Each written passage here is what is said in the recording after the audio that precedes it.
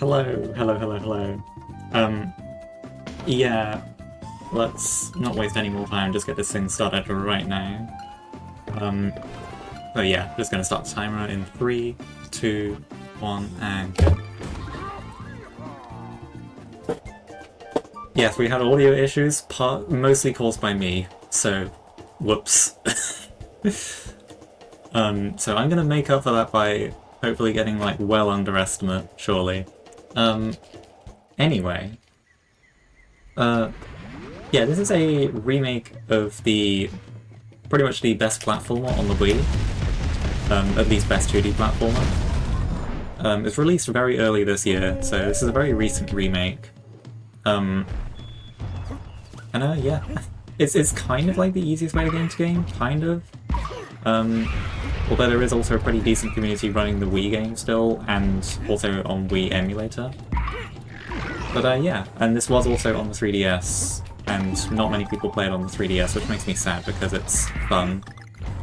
The 3DS version's cool, but yeah, by and large the versions are mostly similar, like they have the same content for the most part, but the physics are not quite the same between each version, and also like the load times and stuff. Speaking of load times, I'm playing this on a Switch 1 instead of a Switch 2.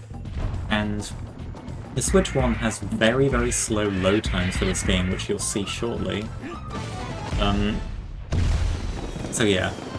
Again, I don't have a Switch 2, so RIP. But yeah.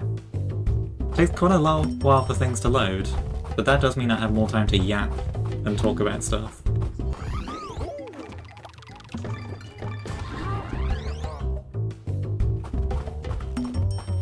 And I should explain what the modern mode in this category name is. So, in the 3DS and Switch versions of DKCR, there is an easy mode present, which in 3DS is called new mode, and on Switch it's called modern mode. And this basically gives you an extra heart for each Kong, and it also gives you access to a few items later on that aren't accessible in original mode, or the original Wii game. Those aren't going to come into play for a little while, but yeah. On the whole, original mode is very similar in terms of speed, but it's quite a bit harder to play well. There are a few extra damage boosts you can do with the extra hearts and stuff. As for the levels we're actually playing right now, 1-2 is considered one of the hardest early game levels. Definitely, what am I doing?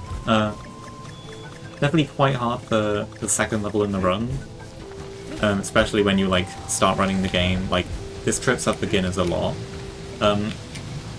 In all of those climbing sections, I was holding up diagonally on the D-pad, so kind of up, left, up, right at a 45-degree angle, because for some reason that makes you climb more quickly. We have no idea why. It's been a thing since the Wii game. And as far as running on HD goes, you do kind of need to use the D-pad for that.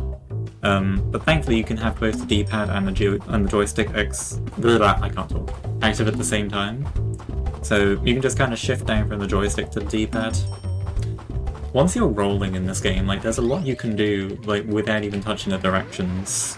Like, if you start a roll, all you need to do is just keep pressing the roll button, and you don't even need to keep holding the direction, and you'll keep rolling. Which is quite nice. Lets you kind of shift your fingers over your thumb. Your fingers if you use claw grip like a weirdo. I don't judge.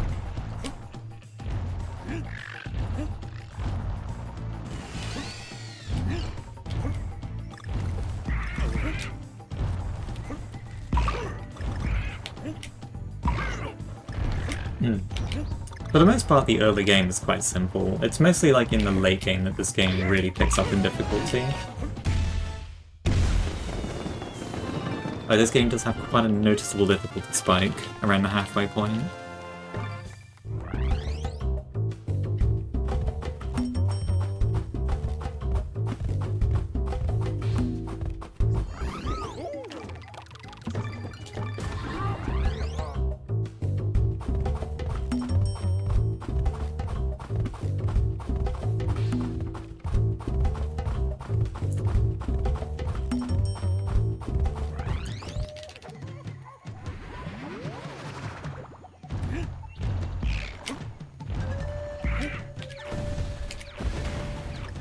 Whenever I'm in these cannons, I'm pretty much always holding in the direction I'm shooting, because that does actually influence your position a little bit.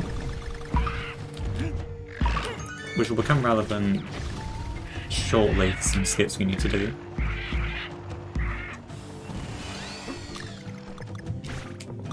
And just on the whole, it saves like a couple frames, like a frame or two, on pretty much every cannon shot. That skip we just did there is only possible if you hold if you hold right. Which is not really intuitive. Like, you're not really told you can do that, but it is a thing.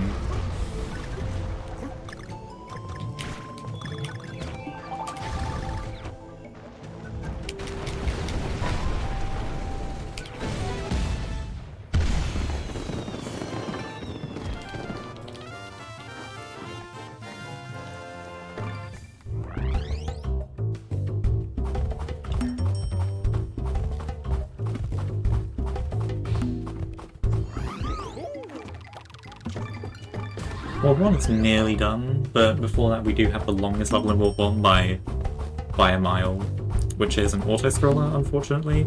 However, that doesn't mean it's completely auto-scroller, like you can just zone out. For one, the beginning section is actually one of the biggest places you can trip up in World 1, is this beginning section right here. Yeah, that usually happens. There is a small window on pretty much every platform where you can get a ledge hop, which basically can serve to clip you up from underneath onto platforms more easily. In the original Wii game, that window for ledge hops is quite big, but for some reason it's massively shrunken down in 3D and in HD, so it's actually a lot harder to do that beginning section well in HD. And I would say I mess it up like half the time, honestly, which is a bit silly. It loses like 2 or 3 seconds to do that.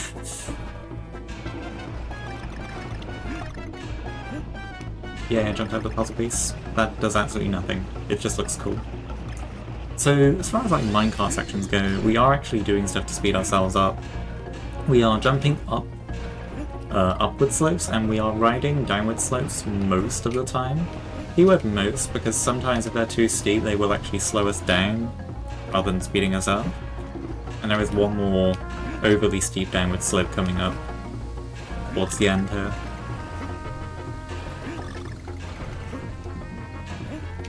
Right here, I want to jump off early, unless you want the G of course. Which, yeah, we don't need Kong letters in this category, or really any collectibles. The only thing we're trying to pick up as we go is banana coins, but even then, like another thing about playing in modern mode as opposed to original mode is that the coin requirements for this category are super lenient. Like, we are not going to be worrying at all about having enough coins for what we need to get.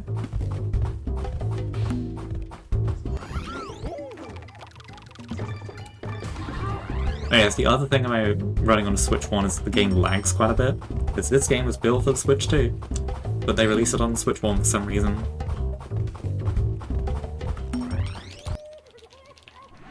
Although some of the lag is on my OBS's end, but some of it is actually the game.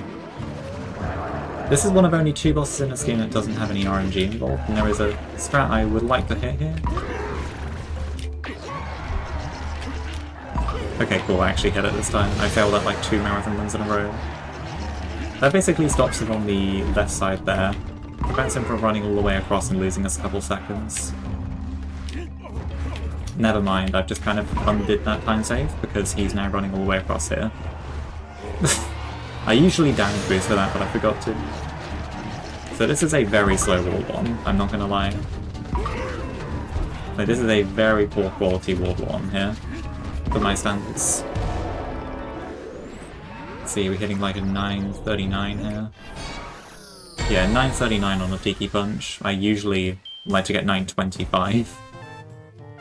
So very, very slow for my standards, but most of the game really depends on the later half. Like the later worlds. As far as the first half goes though, World 2 is considered the hardest early game world. And there are 3 levels in particular in World 2 that can trip you up, and the 2-1 is one of them.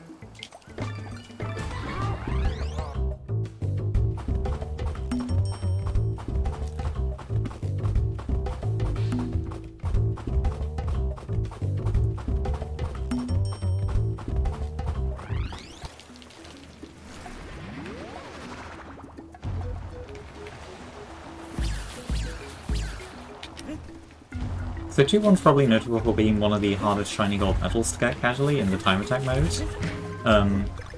But there are also like 1 or 2 things that can trip you up, even if you get like good at the game and stuff. This skip right here is way easier in HE than it is on Wii. You have a much larger window to get the bounce there and make it onto that platform without having to wait, which is quite nice. And this ending section is kind of the main difficulty here. If I hit the strat, I'll save like 4 seconds. I did not hit it. You can kind of get a fast cycle in this whole section without having to wait right there like I did. But I mean, it's not too much slower to not hit it. I'm probably like 50-50 on hitting that.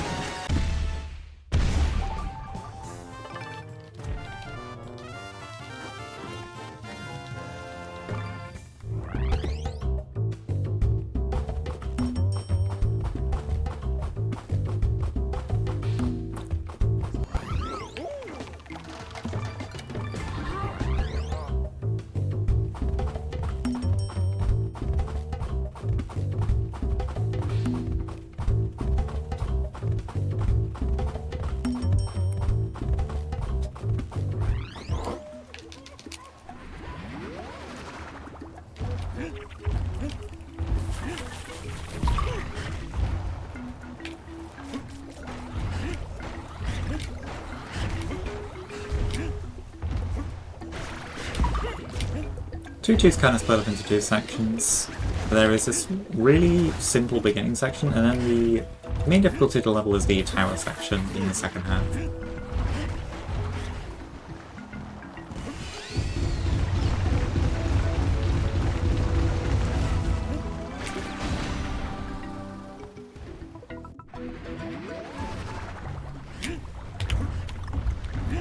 Also, a thing to note is that you can't move during those banana swirl transitions, which is weird because you can on Wii and in 3D, but for some reason you can't in HD. It's really silly that they introduced that, and honestly it's probably a bug more than anything. Like, on the whole, kind of the view of this game is that it was a really rushed remake, which is a bit of a shame. As I said earlier, it's kind of like it was made for the Switch 2, but released on the Switch 1 for some reason, because they just really wanted to get that out quickly.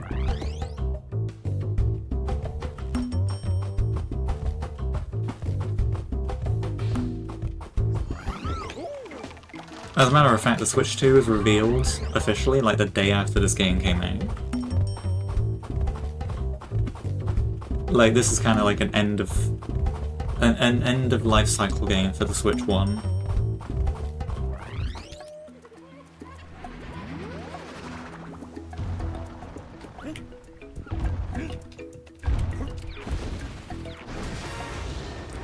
So now we actually have a true auto-scroller, where there is basically nothing I can do to speed this up. And this is like, there's like another minute 40 of this, pretty much. Yeah, these rocket levels, there's absolutely no way to speed them up, just kind of gotta let them do their thing. The only thing you have to do in this level really is pick up these 3 coins here. But even then, like, because the coin requirements are really not strict in modern mode, like, that's kind of only a thing you have to worry about in original mode, or on the Wii version. But yeah, there is like another 50 seconds of just absolutely nothing going on here. Which is... I mean, like... sometimes it takes a while to even get a run here, if you're like particularly picky with the early game like I am.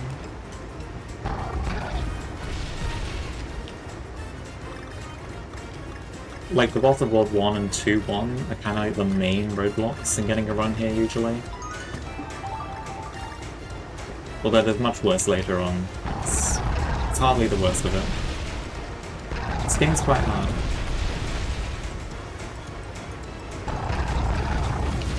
The main thing you get to appreciate in this level is how the water looks in HD compared to the original Wii and 3D versions. Like, that's kind of the main place they improve the visuals. You can really see it in this world, in a bunch of different levels.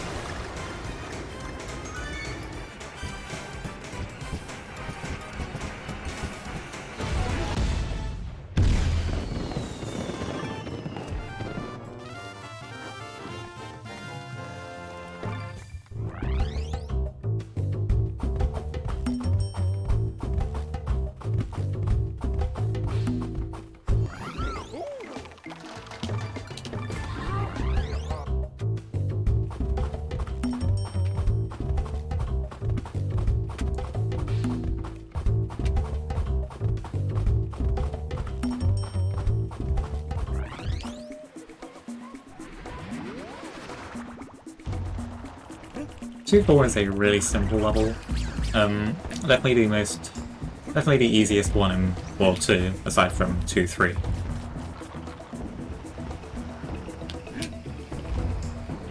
This is a really short level, only about 40 seconds long.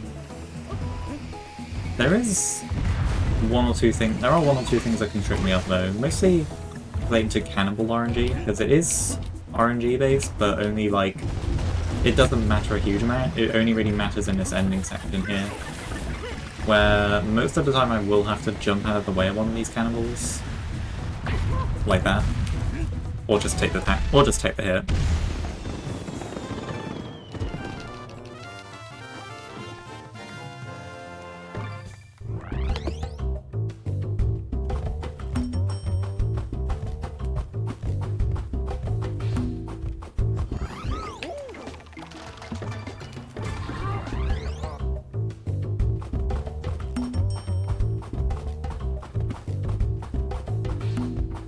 So 2-5 is considered another one of the more difficult early game levels, generally. And one of the more memorable levels, one of the more memorable levels casually as well.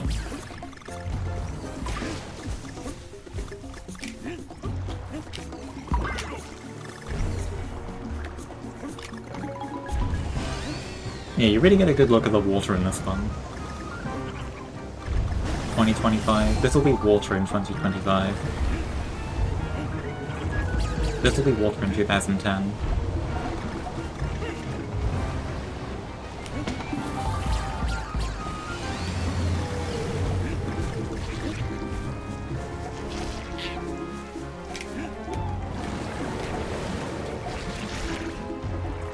Good draw.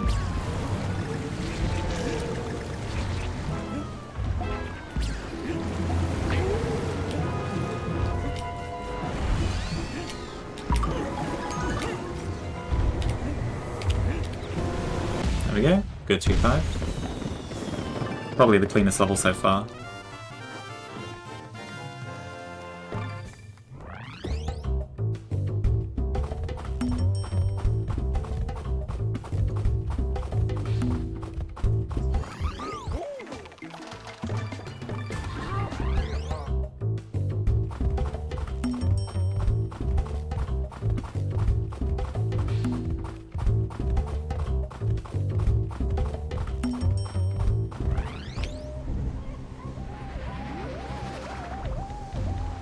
And 2-7 is considered like the last of the early game killers in World 2.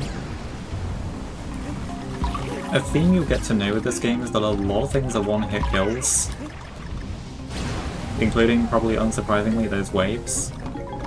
But this level is very much cycle-based, like these waves operate pretty much all the time, including in this cave section coming up where they are invisible for a bit. And there's really just one cycle, but I've got a lot of room to make it. Just trying to get behind this one stone right here in time, and I mean, I made that with plenty of time to spare. And then, as long as I'm quick getting back up after that. It's pretty simple. This gets complicated if you don't have Diddy with you, which tends to be the case in original mode after 2-5. You do tend to lose him in 2-5 if you're not careful.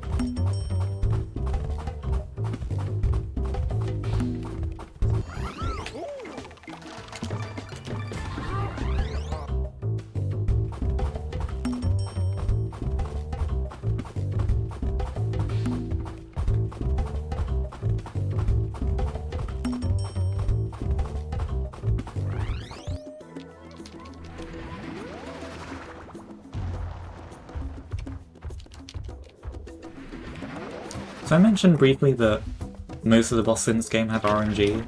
This one does technically have RNG, but it's extremely minor. Like, this has the least significant RNG in a full game run by quite a lot. Oh, whoops. Ah.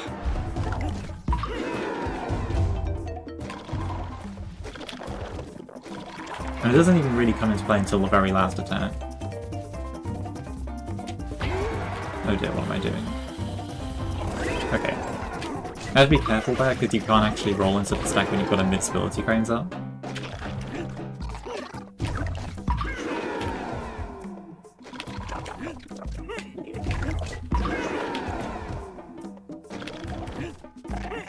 Okay, so this is where the RNG actually comes into play, and it's probably not going to matter too much.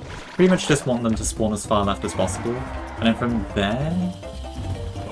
What are they doing? They raise their arms so early there, okay. Yeah, so from there they have a chance to raise their arms really early. I've never seen them do it that early, actually. Don't know what they're on there. But yeah, I mean, sometimes they do that, sometimes they have to walk into the wall first, but overall it only amounts to like a second or two. It really doesn't matter that much.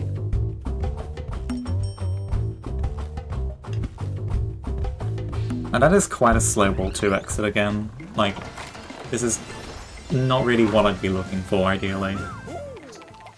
But again, like, the later half of the run matters more.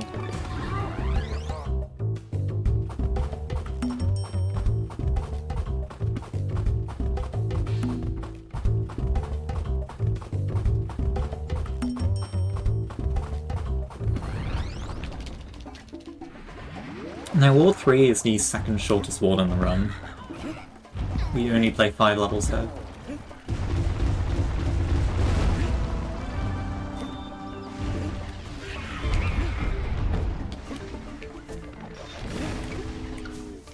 Sometimes that can be iffy, like sometimes you won't clip onto that platform after jumping up the vine, and we don't really know why. It's kinda silly.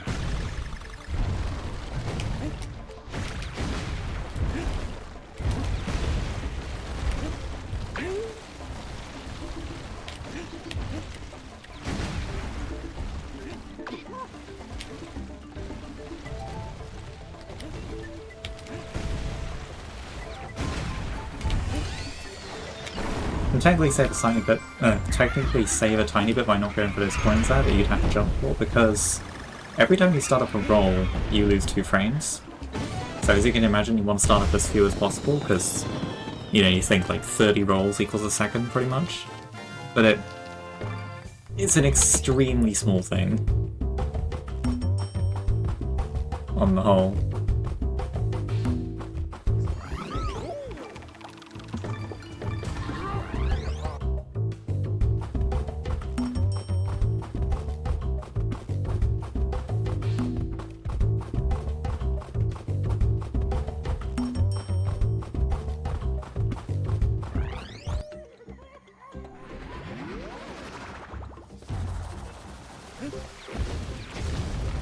Now 3-2 is the longest normal level in the run, and the game actually.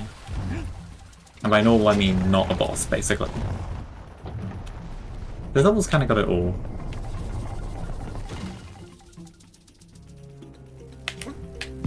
This section's important, don't want to miss any bounces, or you lose like 5 seconds and it sucks. And if you're in original mode, if you miss one of those bounces, you also lose out on coins, so really don't want to do that.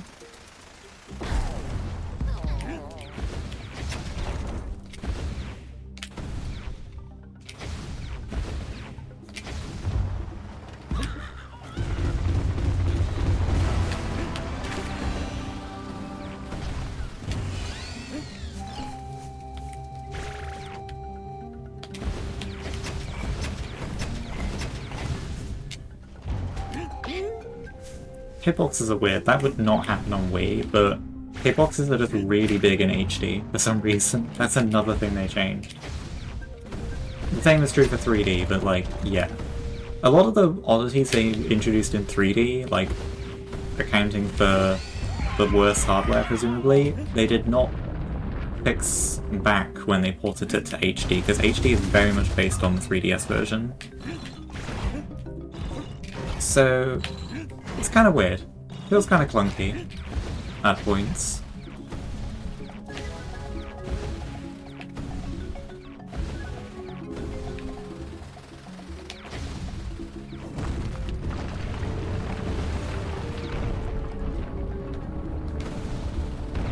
You don't die if you miss one of these shots, but you do lose a lot of time, so make sure not to do that.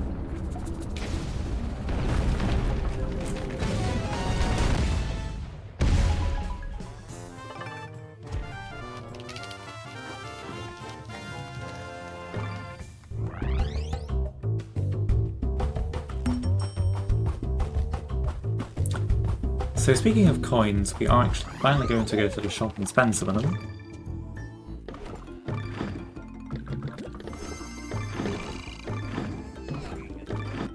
So pretty much every time you go to the shop in this room, we're going to be buying a map key, and that basically unlocks a faster path for us. In this case, it's actually especially potent because it cuts the level count down by 1, and it also replaces 2 long levels, like a minute 10-ish, with like a 45-second level. So it saves a bunch of time. This one in particular. Now there is a rather silly way that I have died at the beginning of this level in the past 2 marathon runs I've done, and I'm not going to do it again, right? Cool, that's all you had to do. Good job, Leah. Anyway. Yeah, this is a really short level, but it can trip you up in a surprising amount of ways. But as long as you have your wits about you, it's not the worst thing ever. It's a lot harder on Wii, this level. In HD it's really consistent.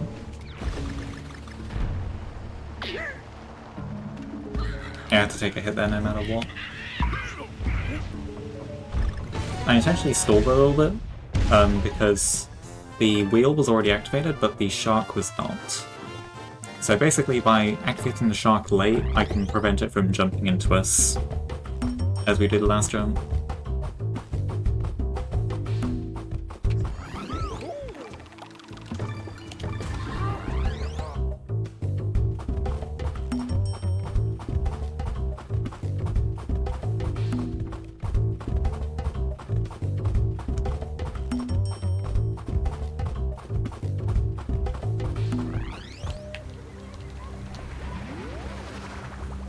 If you've played the original trilogy, which I am too young to have done myself, but you will be familiar with Animal Buddies. Unfortunately, they got kind of gutted in the retro games, which confusingly are the newer 2 games, Returns and Tropical Freeze, made by Retro Studios, which is confusing. But yeah, they kind of gutted the Animal Buddies in these games. The only one you can play as is Rambi, and he's only in like a handful of levels. And he's kind of clunky to play with. Each charge you start up with him loses 4 frames instead of the usual 2. And this is the only level we actually use him in this run, specifically. He's playable in 1-3 as well, but we don't need him there. He's very slow. The only time you ever need him in every level that you play him in is if you're going for all puzzles, which is a cool category. Also, you can run across these gaps, which looks kind of weird. Doesn't look like it should be possible, but it is. It's free 8 frames of time save.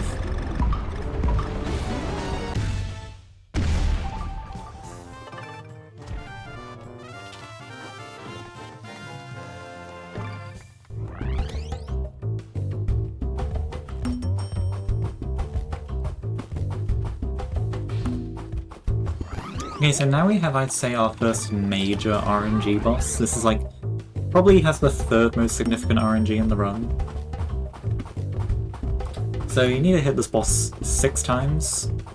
After you hit him 3 times, he will go into a second phase, where he's a bit harder to hit.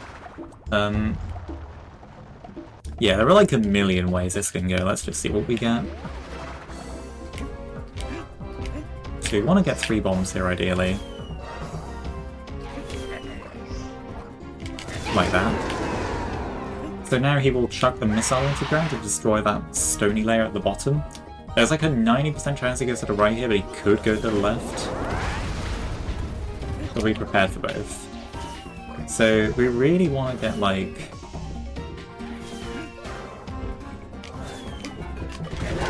Perfect. That's exactly what you want.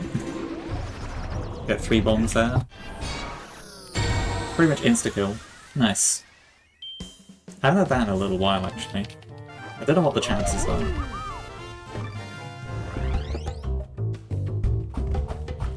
But yeah, I mean, typical is like you get only 2 bombs in one of the phases.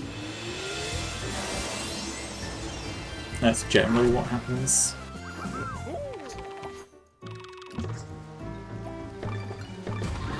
And then you kind of have to work it out from there. But anyway, moving on to Board 4, this is actually the shortest board in the run, and in the game in general, but especially in this category. We only play 4 levels here. And kind of the gimmick of Board 4 is that every normal level is an auto-scroller.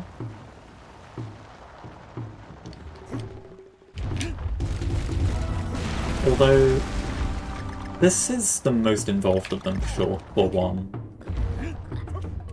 Like, this is the most interesting level in Ward 4, at least of the normal levels. So kind of to differentiate this from 1.6, the first minecart level we played, this is a standing minecart level. So instead of just sitting in the minecart the whole time, we are actually jumping between different minecarts and regular platforming sections, which is way more interesting, and it's a shame that there are as many normal minecart levels as there are standing ones. But either way.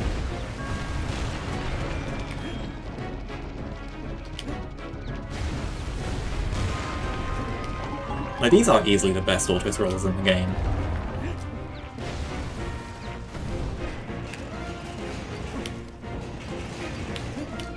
Not too much left though, just wait just like a couple frames before holding right there.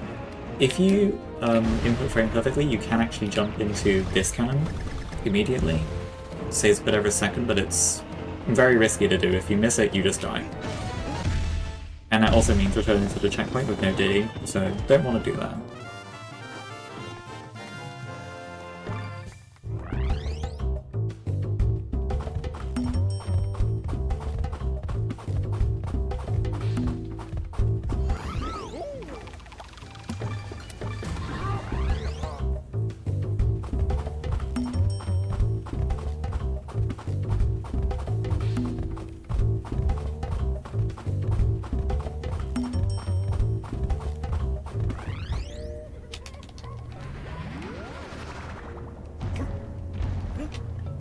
This is another standing minecart level. This one is less interesting than 4.1. This is the last level before we go to the shop again, which on Wii or in original mode would mean we're making sure we have enough coins here. There are a few emergency backups we can do in this level if we don't have enough. Aside from that, there are a few like minor skips in this level, but nothing really too interesting. Like a minor skip like right here, skip landing up there, and that's pretty much it, honestly. You can like influence your position in these levels, in standing minecarts, but we don't really know how to manipulate it properly. We know it does affect the position, like an extremely tiny amount, but yeah, we don't understand the full like effects of it. That jump does nothing, it just looks really cool.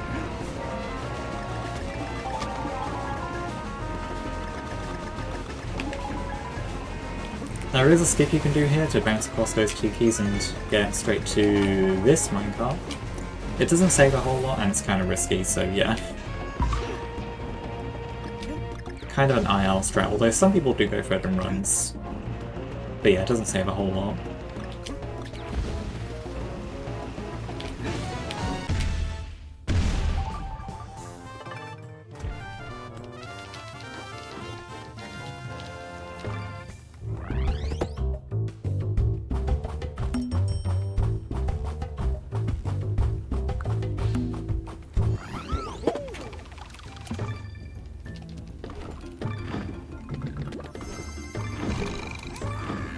So again, we're buying the keypad. 4.2 and 4.4 this level. come out to just be a little bit faster than 4-3 and 4-5 on the bottom path. And also they're way easier than 4-3 and 4-5.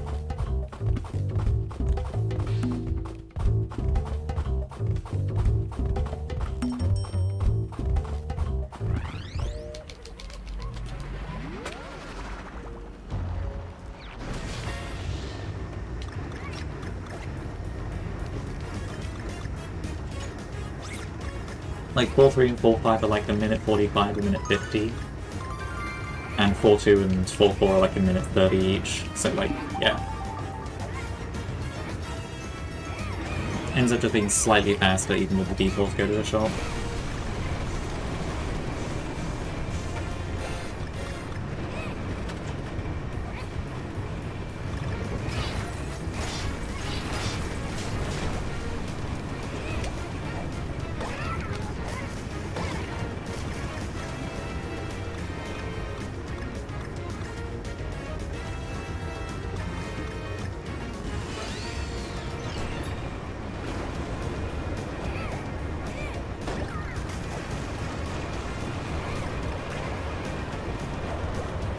Oh yeah, you can kill these guys. You get a puppet beat for doing it now.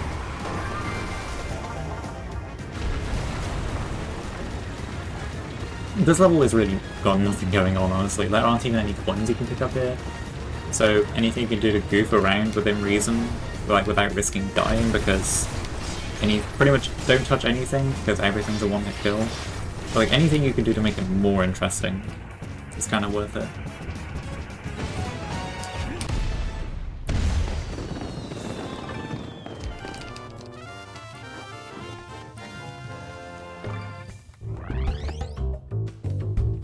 Apparently that was a gold. I will need to check that later.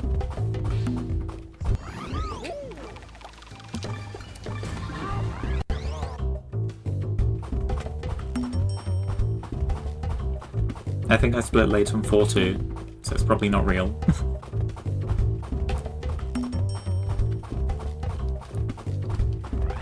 Anyway, this is one of the most interesting bosses in the game, for sure.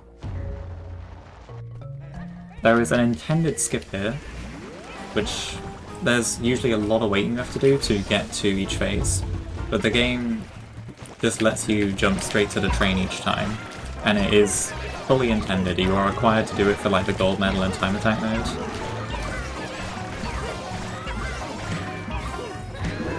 So that was kind of slow, so I might miss a cycle here. When I say cycle, I mean each phase here kind of operates on like, and yeah, I did miss a cycle. Each phase can only like start at like 2-second-ish intervals, and I kind of missed that one. This one's kind of pushing it. Very lucky with the cart positions though. The last cart that's left standing will dictate how far away the train is. I think I got my cycle. So if the last cart standing is all the way to the right, then the train will be really close.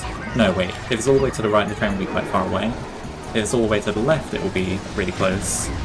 And if the last cart standing is any of the three on the left, so the two left ones or the middle, then you can get across without Diddy, with just a big jump with DK. Anyway, last phase here. The first two carts to shake are your safe spots, or alternatively you can camp out in the spots you know he's gonna hang around in, try and get a sneaky fast hit, like that. And you also need to hit him 4 times instead of 3. That was a pretty good max phase, actually. Max being that guy. Alright. Generally you want a 39 leaving World 4. So 39-38 split time is pretty good. My best is a 1x, but yeah, 0.3 is fine.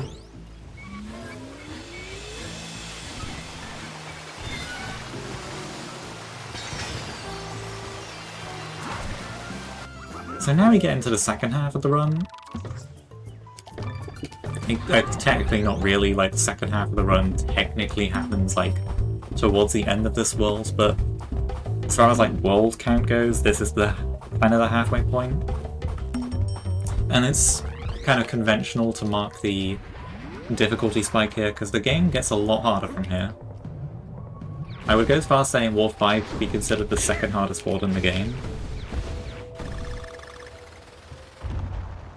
Although the first level here is not too bad usually. It's more the later ones where the difficulty comes out.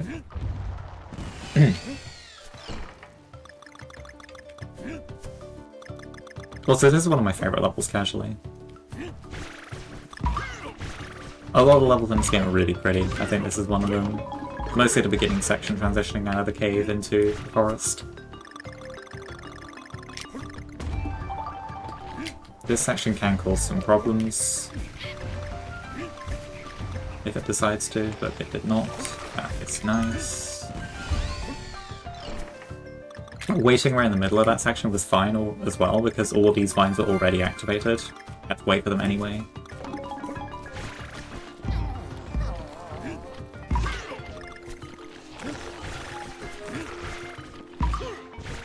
And just don't try and go too fast in that section, and you're pretty much good.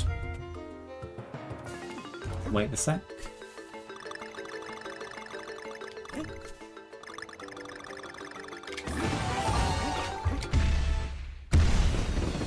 Really simple level. That is a level you really want to use the default control scheme for, by the way, because the alternate control scheme adds a run button that is also mapped to the grab button, so you can't hover past those vines at full speed with the alternate controls. Now if you're like me and you do prefer the alternate control scheme, which puts the roll buttons on the shoulder buttons, so roll and pound on the shoulder buttons instead of X and Y, you can just remap it in the Switch's settings instead, which is really nice. It is a wonderful feature that I kind of forgot existed until someone pointed it out to me. And it's made everything so much better in this game. Anyway, 5-2 is kind of considered the first of the 3 Gauntlet Award 5 levels. This is not so much a level you're going to die in most of the time, but this is just a really difficult level to optimize. And it's also really cool. Like, this is one of the best levels in this game of speedrunning. Hopefully I'll get to show it off. Had a kind of a rocky first half there. I have a visual cue in the background with a rope there. I know when to jump off. Provided I don't do anything silly here, this is the big jump. Whee! Well, that wasn't really a big jump, but it's still safe in time. There's an ending strat here I'm going to go for, and I'm probably going to miss. But it'd be cool if I hit it. Oh, nice, I hit it. Cool. That is very risky, and it's not something you should really go for unless you are feeling confident. I'm kind of the only one who goes for that in runs at the moment. It is harder in HD than it is on Wii. You have like an extra frame or so of window to make that on Wii because of the bigger LED shot window compared to HD. I'm the only one who goes for that in HD, but there are people who go for that on Wii as well. And it doesn't even save much. It saves like maybe a second over the next fastest strat, if even. Anyway, 5-3. Second level of the Gauntlet. This is considered one of the harder ones, the 3. Mostly this section.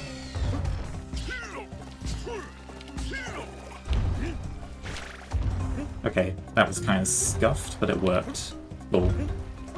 That section is quite messy because, basically, the reason why I did those kind of funky spider bounces around the checkpoint is because I needed to land quite far along on this platform that was moving against me, basically. Yeah, that's pretty much it. With a few extra steps, that lets you kind of like fast cycle the platforms in that section and save a couple seconds. And also this last checkpoint section is kind of scary, but I kind of glossed over all of it because there's honestly not much speed tech going on there. But anyway, that's pretty much 5-3, and that was a clean 5-3. So I'm happy with that. 5-3 is probably one of the levels you're most likely to die in if you have a death in a run. Like, I've died in 5-3 way too many times over the years. And the final level of the Gauntlet Award 5 is 5-4. Now this is considered the hardest one of the three usually, particularly the last part of the level. Notably, if you die in this level, you don't get Diddy back until the end of the level, so you really don't want to die here, because Diddy helps so much. Like, Diddy lets you infinite roll pretty much. Like with DK you can only roll for about half a second at a time, you have to kind of chain it with jumps, but Diddy lets you infinite roll, and it is really helpful, as well as of course letting you hover to kind of save yourself. So it's mostly from the last checkpoint here onwards that it gets really difficult. Need to get that bounce.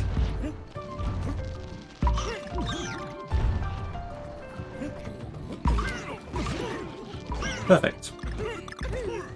That was ideal. Your speed pounding the last gong doesn't really matter that much, as long as you just... because you're kind of pace locked by the tokens falling anyway. So cool, that was a clean gauntlet. 5-2 was a little rocky at the beginning, but like otherwise that was clean.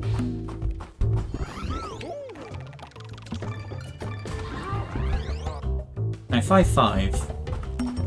This is, for the most part, a very chill level. Like, this is much easier than the past couple ones. There is one strat towards the ending here that I would like to try and hit, but I probably will miss it. But it would look really cool if I hit it.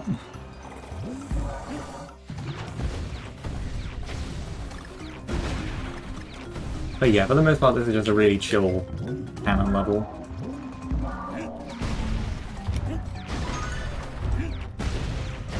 This is one of the easiest ways to feel good at this game, is to just learn this level.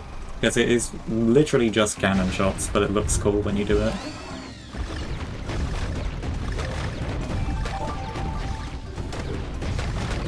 Those two can be buffered, but not this last one. Right, gonna try this.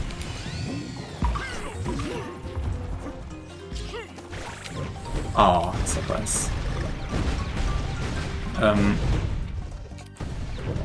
I should explain, I was trying to go over that cannon there, because I could kind of go out of bounds in that section. I was either like a frame too early on the bounce, like I could have delayed it an extra frame to get some more height, or I just didn't kind of land on the spider in the right position to get it. Either way, yeah. You can go kind of out of bounds in that section and save like 4 seconds if you kind of like take a faster route to the ending. It looks really cool if you hit it. And I almost got to show it off, so you know what? It's fine in my books.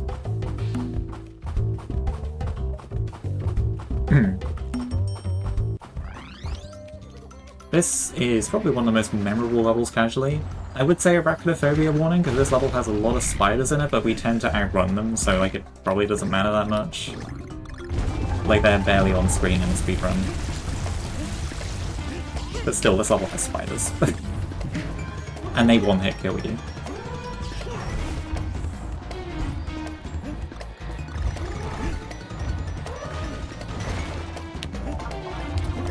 But yeah, this level's surprisingly easy in a speedrun despite being really difficult casually. Like, this is one of the easiest levels in War 5.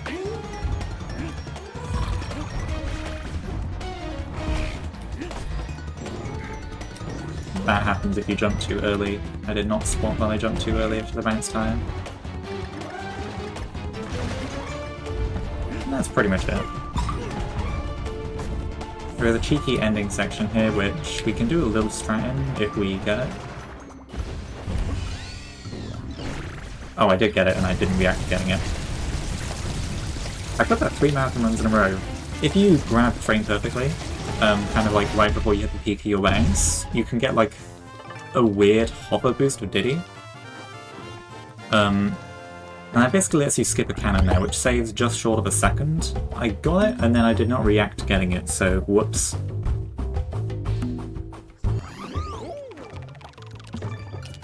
But anyway, 5B is the only other boss after 1B that does not have any RNG, and this boss is quite difficult. It's considered the hardest boss by far in execution, so I'm going to try and lock in. Especially for the first phase, so the first phase is by far the most important and the most difficult.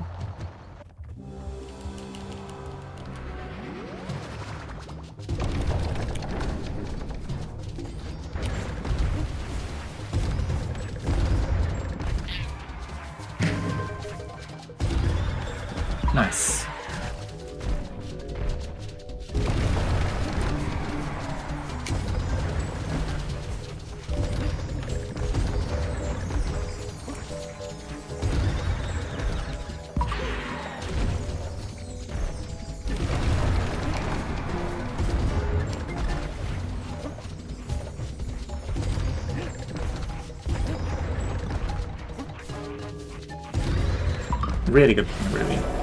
Pretty much perfect. Nice. 51-16 Ward 5 exit. I should mention this is 8 seconds behind world record at the moment. I'm not gonna lie, the beginning of this run kinda sucked. But perfect RNG in 3B and then playing a pretty good World 5 overall, it's kind of brought back.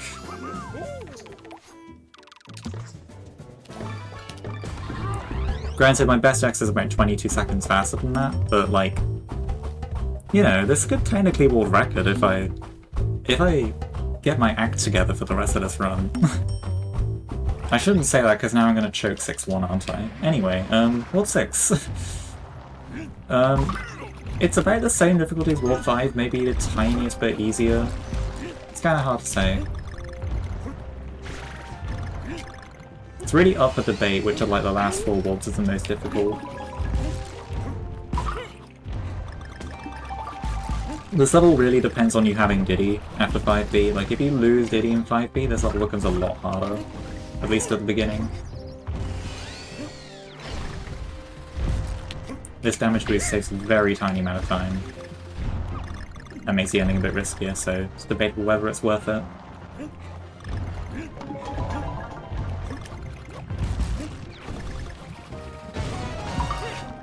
Oh. Okay. That has not happened in quite a while. If ever.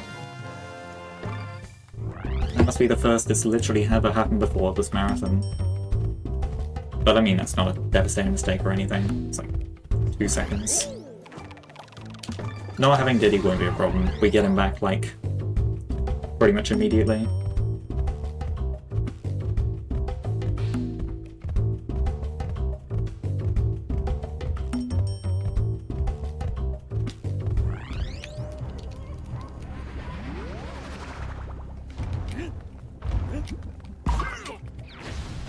So this is the last sitting minecart level in the game. Or, not in the game, but in the run. Yeah, it is in the game, actually. Like, the last one... The only one we don't play in this run is 4-3, and that's in World 4, obviously. So yeah, last sitting minecart level in the game and the run. And, yeah, there's not much going on here. That stuff in the background is not chocolate, even though it looks like it. And I kind of wanted to eat it when I was younger. It is molten tar, so do not eat it, or you will die.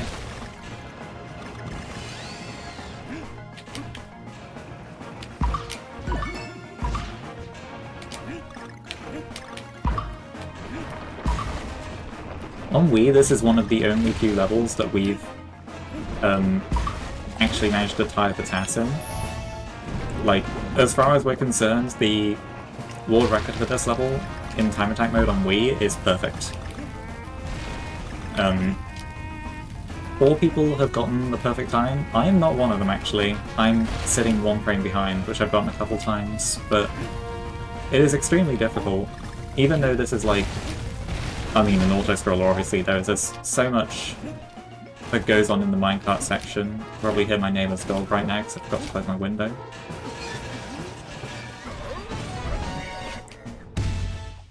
Absolutely incredible.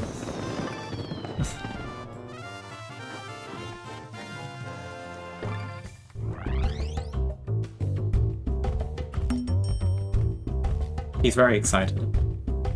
Anyway. So yeah, we still don't have Diddy with us after we lost him at the end of 6-1, but that's not really a problem because we get him back, like, right here, pretty much, at the very beginning of 6-3. Now, 6-3 is one of the best levels in this game, the speedrunning. This is such a good level. Like, everyone loves this level, pretty much. There's so many intended skips here. Like, there are a bunch of puzzles you're supposed to do, casually, but, like, you can skip pretty much all of them with just clever platforming. This is, like, universally loved, pretty much.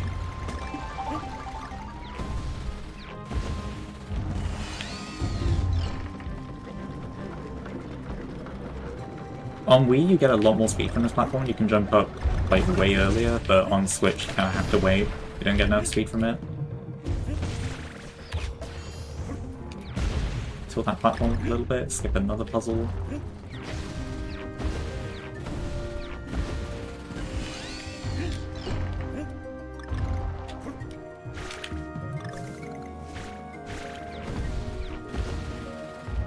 There is also like with like the little biddy rocket thing I did at the end of 5.8, there you can skip you can save a couple seconds, I can't talk.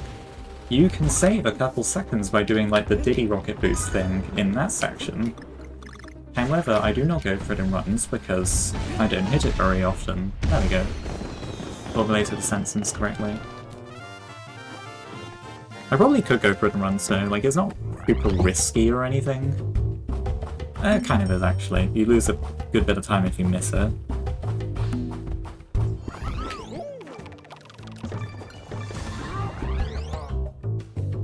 Yeah, this is like probably the tastiest world in the game. This gets me thinking of like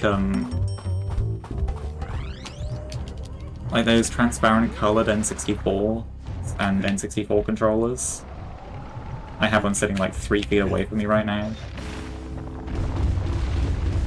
Like you kind of want to eat them, but you know you shouldn't.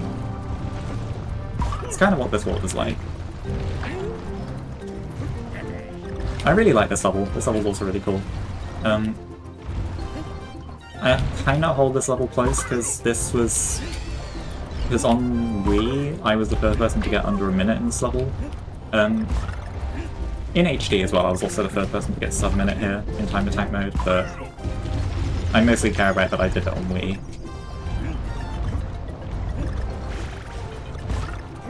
And yeah, it's a pretty chill level, honestly. Like, there are a lot of damage boosts we do here. This ending section's probably the scariest part. Not do anything stupid here. Yep. That thing is a one-hit kill, probably not surprisingly. And generally I look to get like a 58 split time for 6-4, so I just did that, that's cool. 58-39.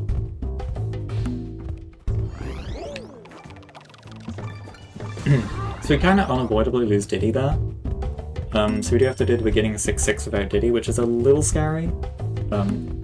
In the other categories, you do 6-5 on the key path right before 6-6, and you do finish that level with Diddy, so that wouldn't be a problem. But in any percent, we do have to do it for no Diddy.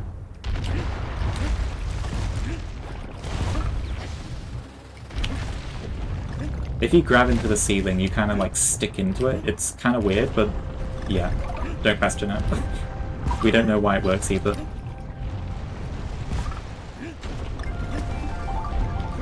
This actually being really cheap sometimes. Cool, it wasn't that time. This level's very much divided into sections, like... yeah, I don't know how else to describe it. The last third of this level's kind of auto-scrollery, but not quite entirely.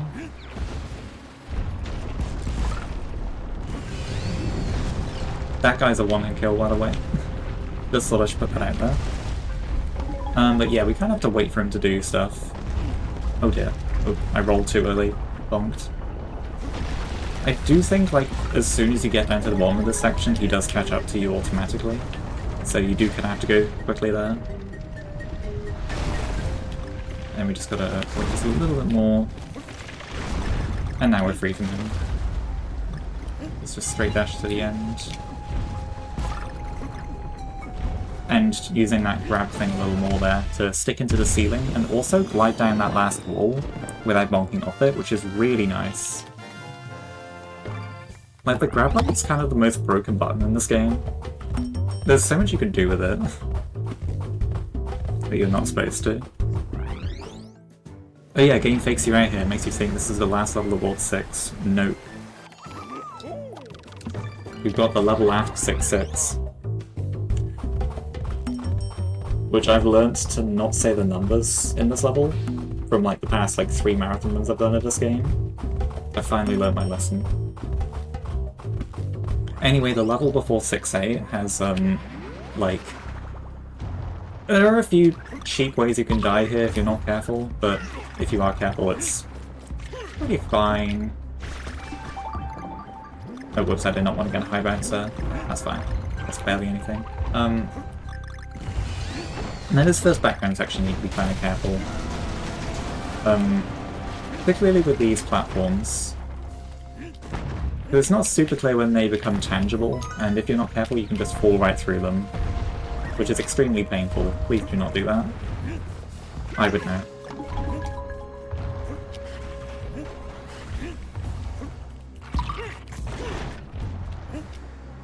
And then this ending section, I'm going to intentionally delay a tiny bit there.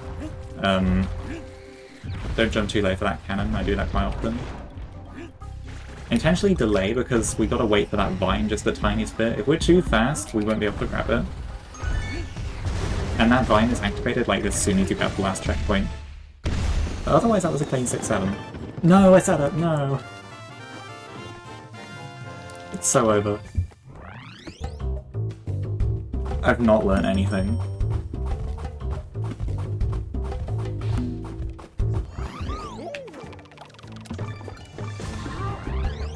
Okay, we're not brain rotted in this chat, right?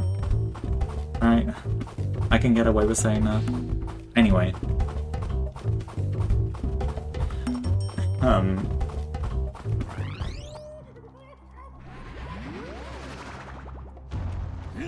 So 6A has got a lot of global cycles. So we're kind of pace locked in this level. So we don't have to go super fast here. Like, obviously go fast, but don't like try and go way too fast or you'll probably end up dying. Like, up until now we've been waiting for this platform to swing over. And then we're waiting on like another platform that we're going to see in like 10 seconds. Oh, that was close.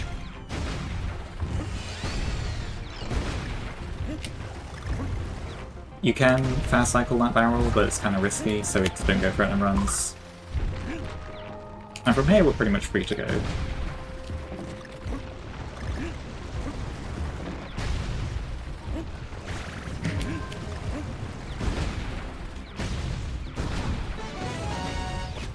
There we go. Easy. It's easy to have like a cheap death there, honestly, but if you're careful, it doesn't pose a huge threat. Alright. 6B is, as far as length of time attack wall racket is concerned, this is the longest level in the game. In practice, it tends to not be the longest. Like, one of the next two bosses tends to be longer, but in theory, with perfect luck, this is the longest level in the game. And I need to be careful here. Just turn my TV down a bit, you'll see why shortly. But yeah, this boss has moderate RNG, it's not a huge deal really. The first phase here has no RNG, but the second and third phases do. But yeah, this boss is just a huge waiting game pretty much. It's not much you can do to speed it up, unfortunately. The main thing is like being far long enough, like... Oh, turn your volume down in like 5 seconds. You've been warned.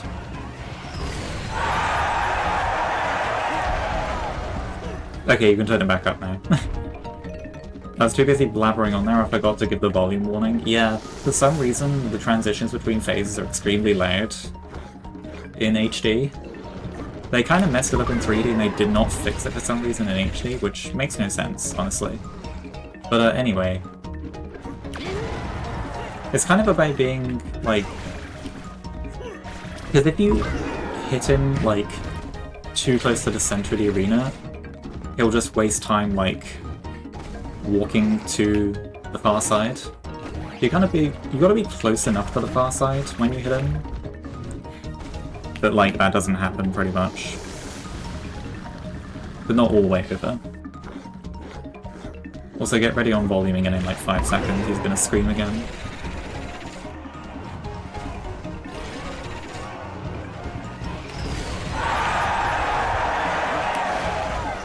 You've been warned. That's the last time, by the way. You can have the volume up for the rest of the run now. Just this level gets stupid loud for some reason. I have to turn my TV down as well. Turn it back up.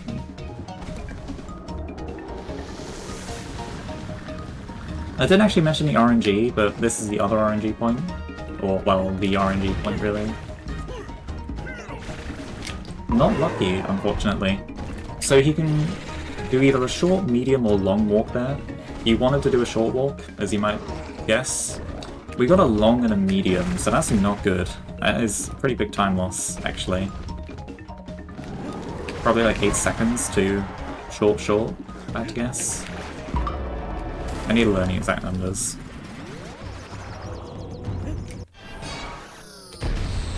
Okay. We still got a low 107 there, which is quite nice. That was a 107.17 split time. My best is 107.02. So actually pretty good here. As far as this run goes. I'm just checking, yes I am local recording in case something incredible happens. In case a miracle happens, I am indeed local recording. But anyway, I shouldn't jinx myself. Now, World 7 is considered the hardest world by most accounts. It's one of the longest worlds, and it is definitely the most difficult. Every level here can kind of pose a threat one way or another. This is the only level in any percent that is completely in silhouette, which is really pretty. Nice, I got that skip. I don't usually get that. Jumping over that guy to avoid damage. Like, the level everyone knows with the silhouette aesthetic is Sunset Shore in World 1, but we don't play that in any percent. So this is like the next best thing. But yeah, Sunset Shore was like on everyone's desktop background back in 2011.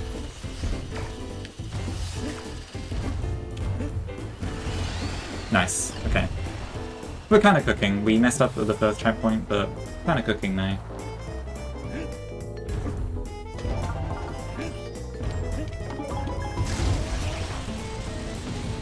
And there's a bit of storytelling going on here, so we've just gotten rid of all the fog in World 7. Well, I just spoiled it, whoops. In 7.1, but as soon as we get back to the map, we'll see that's also cleared out all the fog in World 7, so we can actually see what we're doing.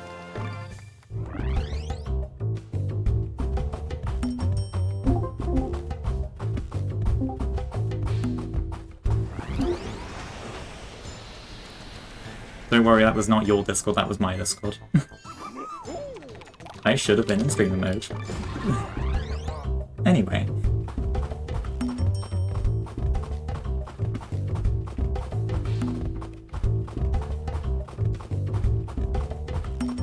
(7-2). The beginning of this level's a bit harder if you happen to lose Diddy in 7-1, so I'm kind of careful to not lose him there. It's very easy to do something stupid in this level and die. I speak from experience. So just don't be too stupid, mostly in this section coming up here. I'll wait a little bit. Okay, yeah. It's kind of sketchy every time, but if it works, it works. You gotta be quite fast to get under that specific portion I wanted to get under there. And if you miss it at all, you have to wait another cycle pretty much, which is a couple seconds. But anyway, intentional damage here, because you can't really do this part damageless. Try and go fast here.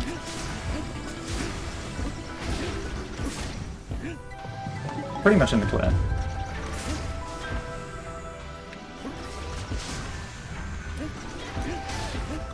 Oh, whoops. Tried too hard to minimize the jump now. That was a pretty good 7-2.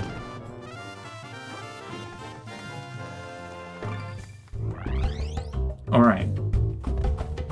So, important thing coming up here. This is our last shopping trip of the run, and we're gonna actually buy a bit more this time than just the key. So we need the screen balloon here, also need a banana juice, and we need a key, as we did before. So the key unlocks 7-3 instead of 7-4, which is a 40-second level instead of a minute 30 auto-scroller, so obviously that's nice. The balloon and the banana juice will come into play later.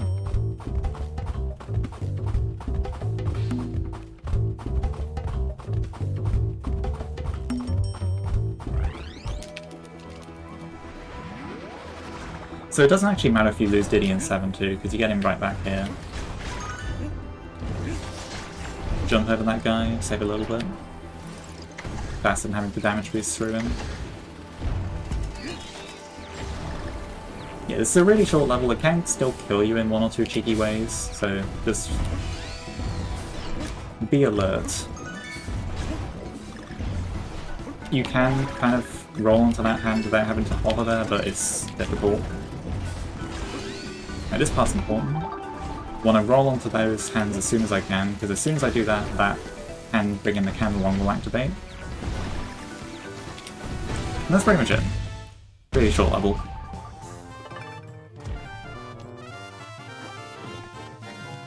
Alright, so after 7-3 comes 7-5, and this is a very important level because we have a green balloon we need to equip here, and we're not going to forget to equip the green balloon. No, we certainly are not. I never forget to equip the green balloon from the inventory like this. Good job, Leah. I need to really be explicit with myself every single time or else I will forget. And I will cry. Anyway, don't worry about the green balloon for now. 7-5 kind of marks the Gauntlet Award 7, or the start of it. Might be wondering what it's telling us to find there. That will come into play in like 30 seconds. But yeah, this is a difficult level, and it is got a lot of global cycles. Well, I say a lot of global cycles, it's actually only got one global cycle, the rest is kind of local. But it is quite an important global cycle we're keeping our eyes on. And by keeping our eyes on, I mean we're not keeping our eyes on it because we can't actually see it until the very end of the level. Anyway, so the green balloon lets us kind of clip out of bounds. It saves us from a fall, but kind of an oversight is that we can kind of go through walls when we're being brought back up. So we can basically clip into this room way earlier than we're supposed to. We're supposed to like pound the center of that wheel and then just wait a bit to like gain access to that room. But yeah, you can just do that. It's ingenious. And it was discovered by Let's Luigi, who is the best, like one of the best Tropical Freeze runners, if not the best, and also really good at this game. Anyway, just a little bit in this ending section here. So I'll explain the final cycle we've been talking about this whole time. So yeah, gotta wait. That final rotating piece is set in motion from the very beginning of the level. It is technically possible to fast cycle it, but it is very difficult and not recommended you go for it because, yeah, I mean, you have to be completely aware of how fast you're going at all times. You have to go really fast to get it, and you can't tell if you're fast enough, or say too fast even, until you've already inputted the cannon shot. And of course, if you miss it, if you hit into, you know, if you hit the thing, you die. And that's one of the worst deaths you can have as well if you die there. You lose pretty much like a flat 40 seconds if you die there. And you also lose Diddy. So don't do that. Anyway, 7-6 is a really cool level. This is one of the hardest levels in the game, but it is really, really cool. And the switch room is right over here in this one. No lengthy detour needed. You might be wondering what these switches are for. That basically lets us progress through this world. If we do not get these switches, then we will not be able to finish this world. So we need to get them.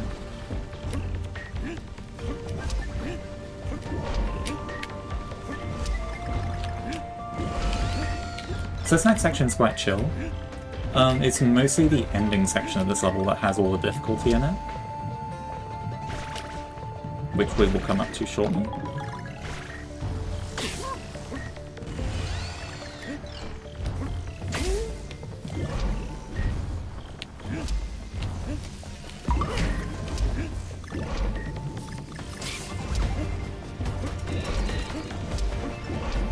Perfect.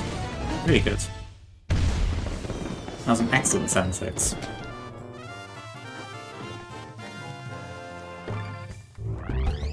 That was a gold. Nice. That was really good.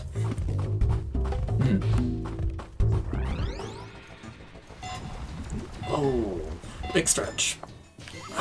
Going into 7-7. Last level of the gauntlet, and possibly the most complicated level in the game. You could write, like, an essay about this level. This level deserves a video essay, I think. This level's kind of a mess of cycles. And you really have to know how to manipulate all of them, or how they all work. Right at the beginning here, we gotta wait here.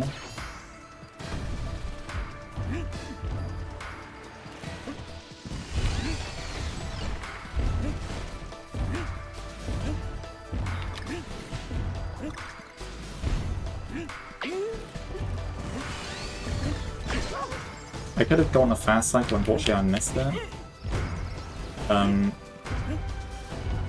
Oh god, am I fast enough? Oh no! I got kind of screwed there. Ooh.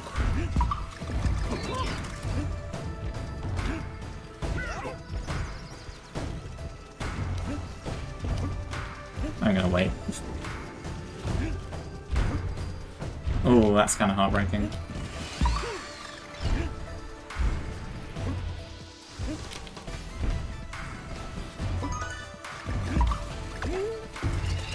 Okay, we gotta be really careful now. Oh dear, this is not fun.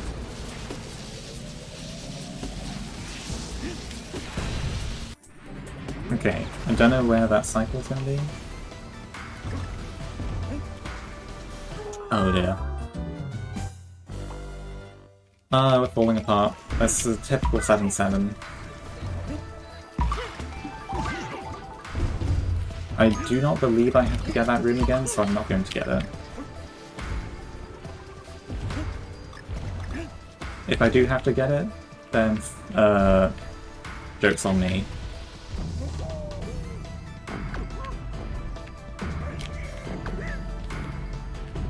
I don't believe I have to. If I do, I'm going to look really silly. Almost as silly as I did there. Okay, well that's quite heartbreaking, but anyway. I'm just saying that run had a real shot at world record until that happened. Anyway. Yeah, we didn't have to get it again. Weird thing is you can access the room again if that happens, like if you get it and then you die before you finish level or reach a checkpoint, you can go into the room again, but you don't need to. That situation has not come up in a while for me. Anyway, so our reward for getting all those switches was unlocking this level. This is a really weird, like, one-off level. Even like a full, true 100% speedrun in this game, where you'd play most levels 3 times each, this is the only level you'd play a single time and then never again. It's kind of weird it's even here. It's pretty much just a 50-second auto-scroller that you never see again. It's kind of cool though. Kind of leads into the boss quite nicely. Aurora Borealis?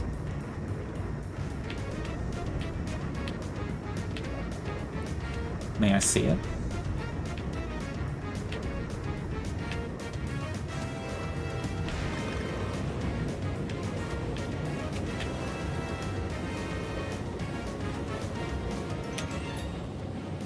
No.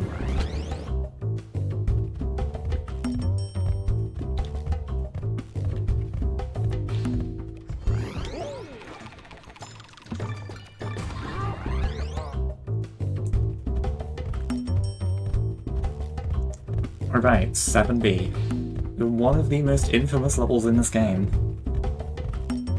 I'd say even casually, but especially in speedrunning, this is an infamous level.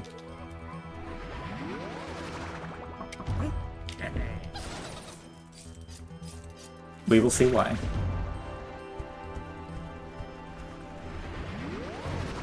So, right off the bat here, we've kind of got to wait around 30 seconds.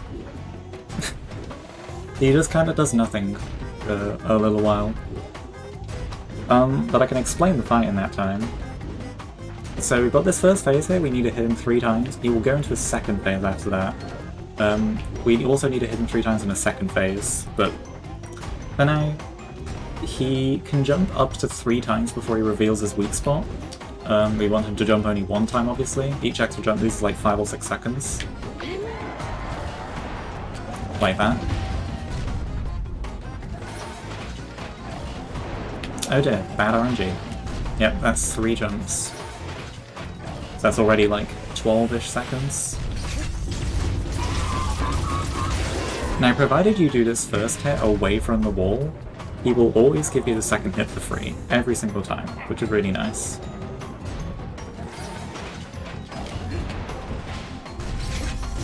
And now from here, he can decide to immediately give us the third hit, or he can decide to walk around the arena once or twice and do absolutely nothing. Oh, he's giving us the hit. Nice, okay. So it's actually good RNG. We only lost 4 seconds to RNG there. But it's actually a really good pattern overall, you can get way worse than that. Now in this last phase, we're going to try and hit him 3 times at once. We're probably not going to get it, but it would be really cool if we did. Oh my god, let's go.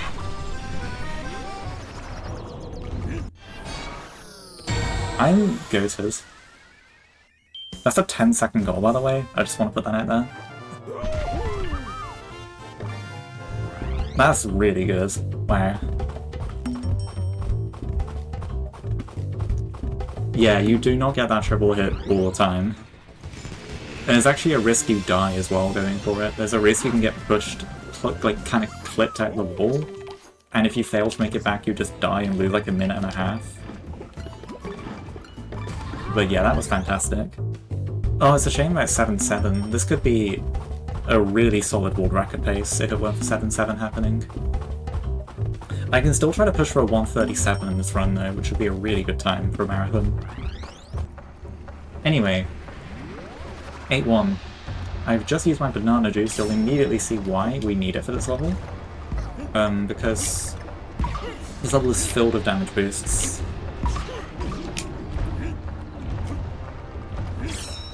Like, it is so many things you have to damage boost through here. Faster to do that than just, like, avoid it the proper way.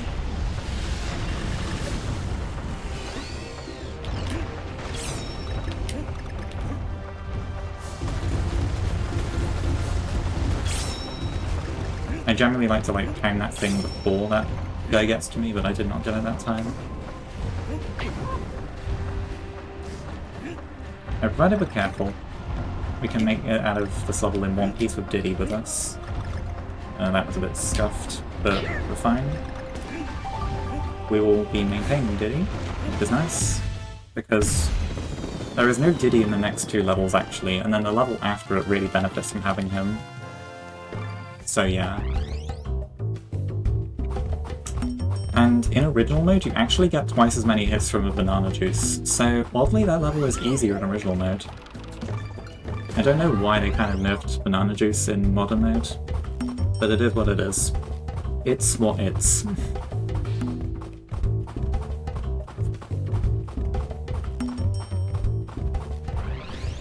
It's what's.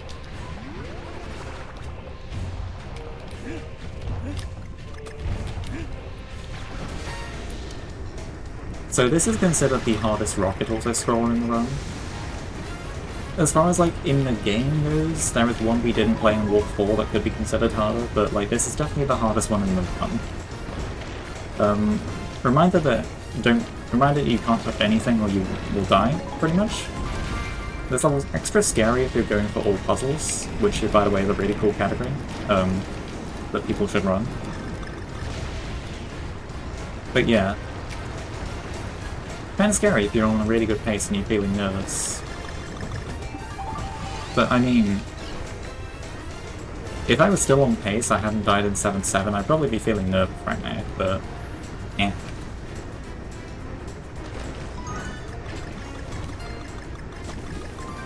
Thankfully this level's not too long, it's one of the shortest all-post scrollers.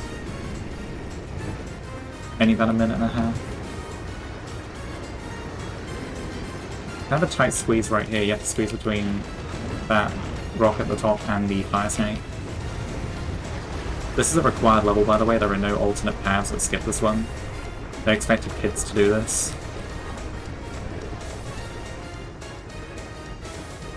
A 2D platformer for children.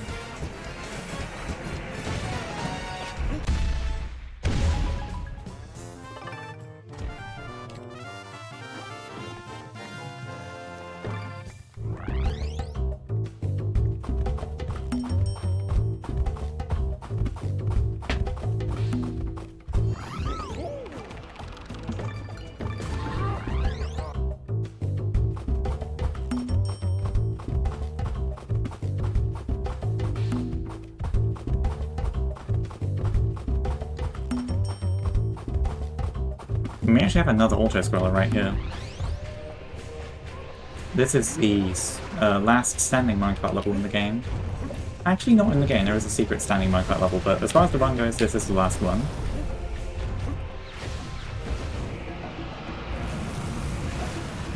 There is a skip you can do here which looks scary, but it's really not that bad. Got a pretty big window to do that. That skip is not possible in the 3DS version, by the way. For some reason you jump lower from the minecarts in 3D. Also don't hit anything because it's a one-hit kill. I'm not sure I even need to say that at this point.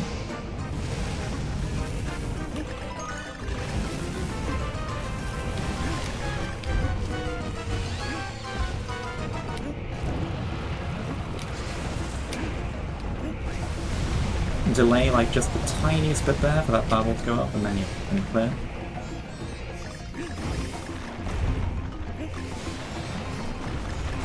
You can do a kind of scary looking strat here. Like jumping off that, like pushes you forward the tiniest bit, say maybe like a tenth or two. It looks scary, but trust me, as long as you're holding the grab button, you will never fall into the lava below. You'll be fine. So it is a little bit faster to have Diddy for this level, if you can do that. Alright. I've mentioned the Gauntlet of World 5, I've mentioned the Gauntlet of World 7. Enter the Gauntlet of World 8. And this is the most notorious level of the three. It is very easy to die in this level, especially in the first half. We're gonna try to not do that, best of our ability.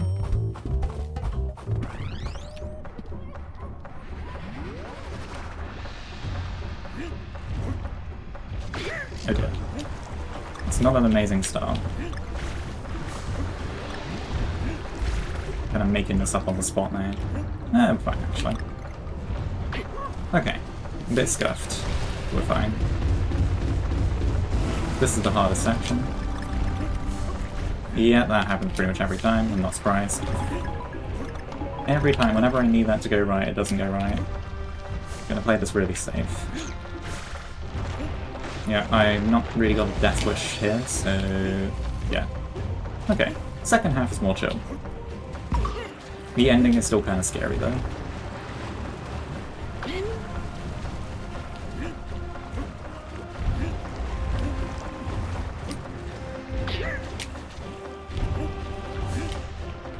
You also really want to finish this level with Diddy. The next level really benefits from having him at the start.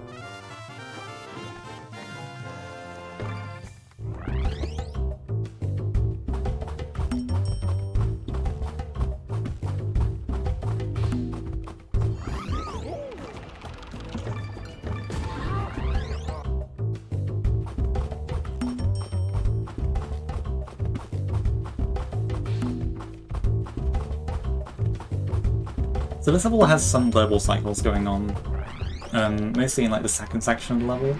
There are some global cycles here.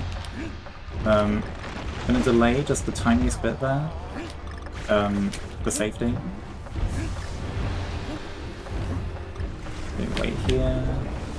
Try and go as fast as we can here. This next section. These moving platforms are globally cycled. Okay, I'm not surprised I got hit there. You'll get hit there if you're a bit too slow, which we were kind of. However, as long as you have at least 2 hits left on Diddy, you're pretty much fine. So that means we'd kind of be slightly screwed in original mode. I say only slightly because you can do this next thing damageless, but I much prefer the strat where you take damage. It's a lot easier. Anyway, in this last section here, it looks kind of ultra-scrollery, but if you look closely, we are moving to the right. Now, this is a go to the right kind of platforming game. You can kind of figure out what's... You'll probably figure out what's on the right off screen, so I'm gonna do something cool here. Just like that. You can finish the level about 15 seconds earlier than you're supposed to. And it's really easy to do, actually. There's a very consistent setup for that. As long as you have enough health to do it, like take a hit without losing Diddy, you are pretty much good. Which is really cool. But anyway, the final normal level to run is 8-7.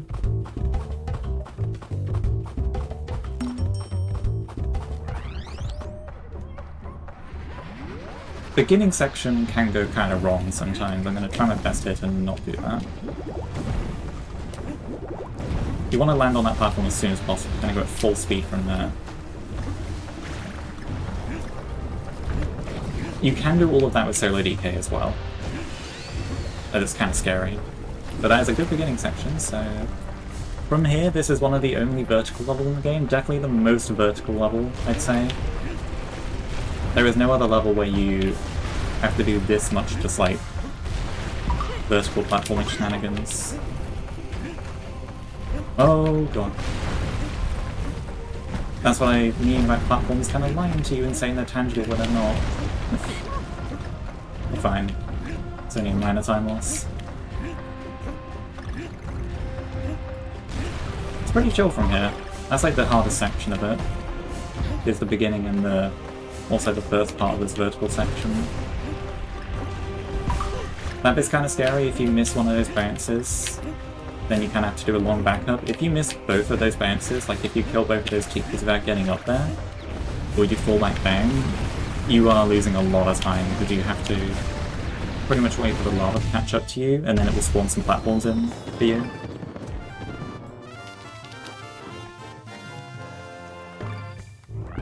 But alright. Going to the final boss now. I must say, despite 2 deaths in 7-7, losing 40 plus seconds, if not 50, yeah, by like 45-ish seconds in 7-7, and despite the beginning of the run kind of sucking, this is a really good run, honestly, for a marathon. I usually want to get sub 140 in marathons. I had a 138 for Trans Day of Remembrance special a couple days ago.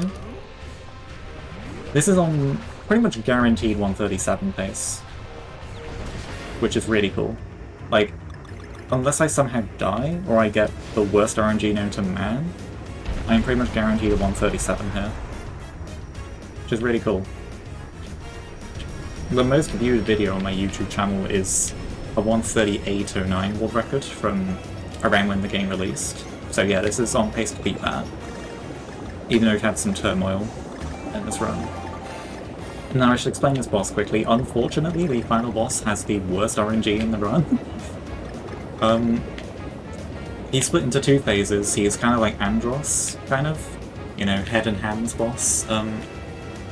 First up is the hands. You have to hit each hand twice, and then you have to hit the head 3 times. The head is where the worst of the RNG comes in, but the hands also have pretty important RNG, which is getting the palm facing down so you can actually hit the button on the back of it. So we'll get to that. But anyway. So first it's always given to you for free. It does not matter which hand he attacks you with here. In this case we've got both hands on 1 hit rather than 1 hand destroyed. So he could do his palms up here, which we really don't want. Nice. Okay, we got lucky. If he does palm up, he can do it up to 2 more times. Each one loses like 4 or 5 seconds, so it's quite bad. But thankfully, we got palm down 1 time. We're good. It's gonna let us destroy his hand here. And now the second phase. I'm going to explain this really quickly. He'll give us the first hit for free. He can give us 2 hits in a row. He can also do pretty much any number of attacks in between. We need to do 3 hits and time will end on the final hit. So that's 1. Oh dude, no shot. Okay, we just need to get 1 more hit. This could be world record if I get really lucky. Okay. Yeah, he can kind of stall as long as he wants here.